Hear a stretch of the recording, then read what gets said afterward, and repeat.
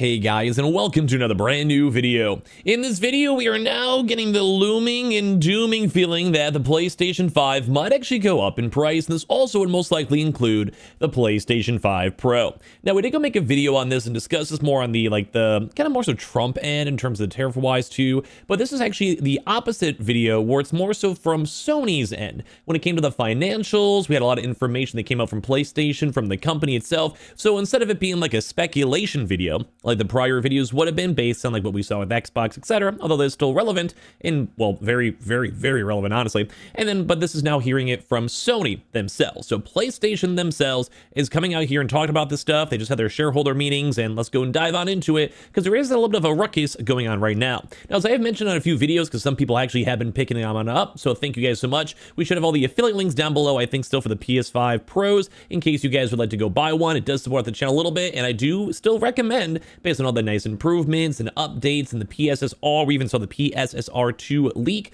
as well as also the GTA 6 experience, if you guys ever want to. Like, a lot of those are linked down below and might be still a good time to go and buy. Now, I still am in the mindset that the tariff stuff will be a little bit more on the chill side. I don't think it's going to be as chaotic as people expect, and I do kind of still think that Xbox did somewhat go and jump the gun a little bit when it comes to their $600 price point, especially so quickly, and especially with also PlayStation still, as of this current moment, not budging. But obviously, that's going to be up for the air. So subscribe here. We have the Switch 2 giveaway down below in this comment section, as well as also description. And of course, leave a like, your thoughts and comments and everything down below. So Sony considering price rises amid the $685 million impact on its business from tariffs. Could the cost of the PS5 go up? So like we even saw, if you guys saw that video throughout this week, we did discuss this. Like, tariffs are going to go and raise the prices, and it does actually go to the consumers quite often. Now, at the end of the day, we always go a little bit political if we wanted to. Is it a good idea? Is it not? Who knows? So far, the markets are kind of assuming things are mostly okay. The S&P is pretty close to all-time high, if like kind of ish.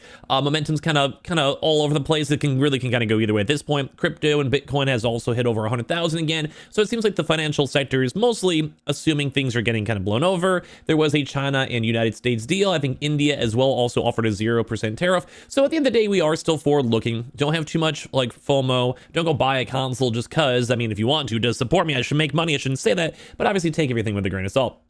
Saying Sony has now said it is considering, though, price raises. Even though everything is kind of maybe seeming slightly better, if you're a big business, it's going to affect a lot of stuff. And don't forget, Sony also does do things like cameras and TVs and like Blu-ray players and other various products too as well that they produce, but as well also the PlayStation console. So the Japanese hardware and software company reported its financial results for the year ending of March 2025 in an investor-focused Q&A session that followed as executives discussed the impact of Trump's tariffs.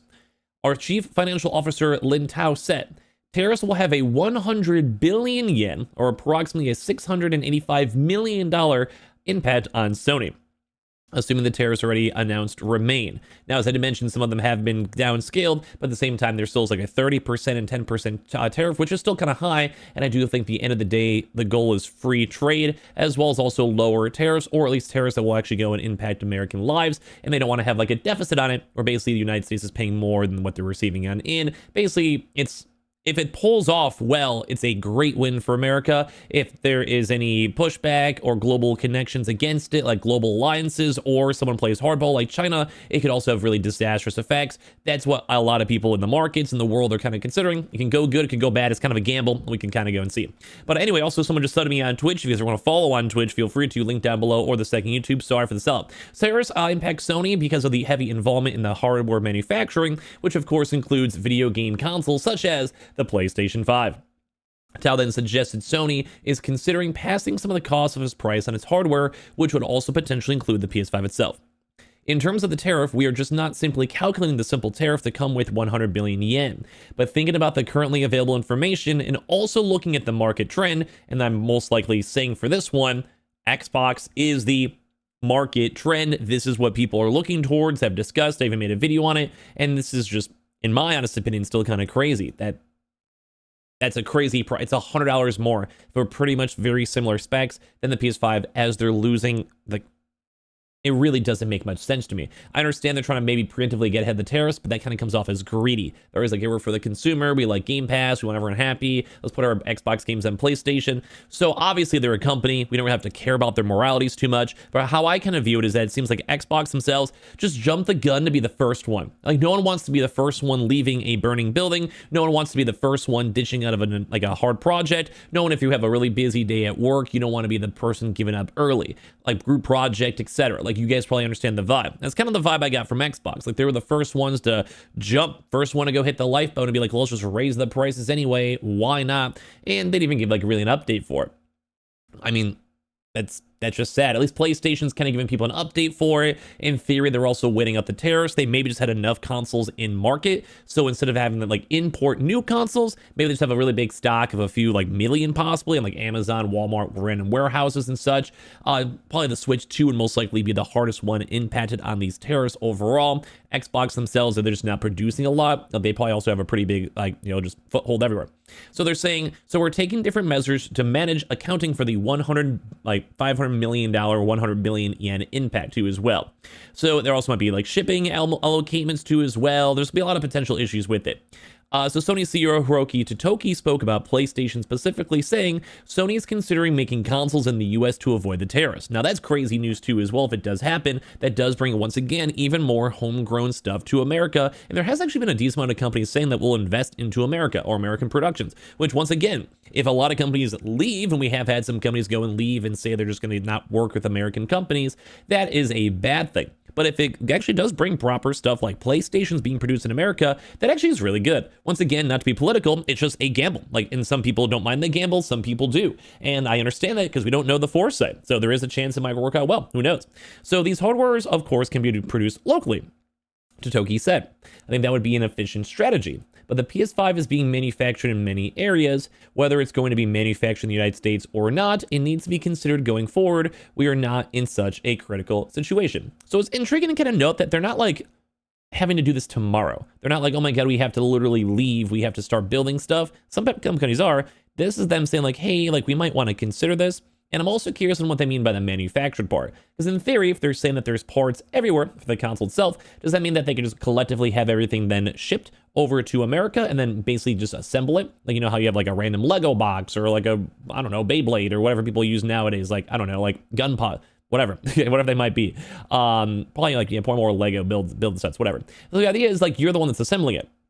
So if they can basically have all their Lego parts sent to America and then assemble it through a factory, then maybe that would still work as produced in America, but then you have to pay cheaper tariff costs. So you just have to have like a random fab put up, like a factory for it.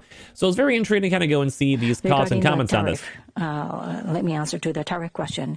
100 billion yen impact have been it's assuming the official tariff rate, which has been announced in hardware. Hardware business is included in this. In terms of our portfolio, GNS, games, and also ETNS and INSS, semiconductors. So those three segments, we are actually incorporating on par basis from these three businesses.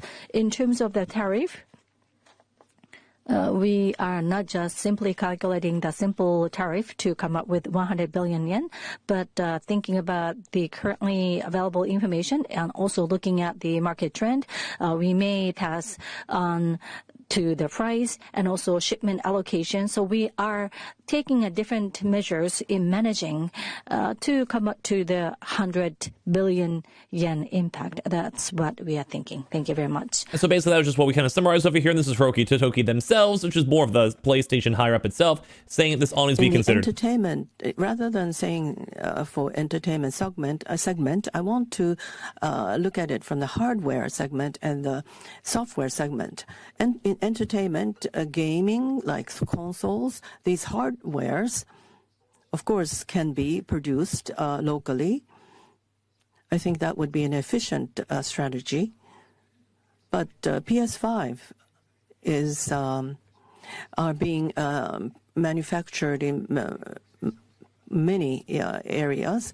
Whether it's going to be manufactured in the U.S. or not, it needs to be considered going forward. We're not in such a critical situation. And that was basically the statement that he said before, that they may consider making PlayStations in America. So analysts have also told IGN that they could basically have PlayStation go and raise their prices almost no matter what. That might be a separate video. I still have not made like a proper rant video about the $80 game, but if you guys would want to hear that, let me know. But yeah, dude, the PlayStation 5 is most likely going to raise prices if Xbox and Nintendo already have. We got to give them props that they haven't done so already, because their most recent release that's coming out throughout this year is still going to be only $70, which is Ghost of Yotai. So saying Sony has raised the price of his console multiple times outside the United States, there's a reluctance from both Sony and Microsoft to raise both prices in the United States given the size and importance of the market. But obviously, anyway, that being said, we should not be surprised to see Sony follow suit with price increases on the PS5 in the United States as well, saying it's predominantly manufactured in China and exposing Sony's supply chain to greater risk from tariffs originating from the United States, saying yet what we consistently observe in the console market is that up to half the consoles are typically sold during Q4,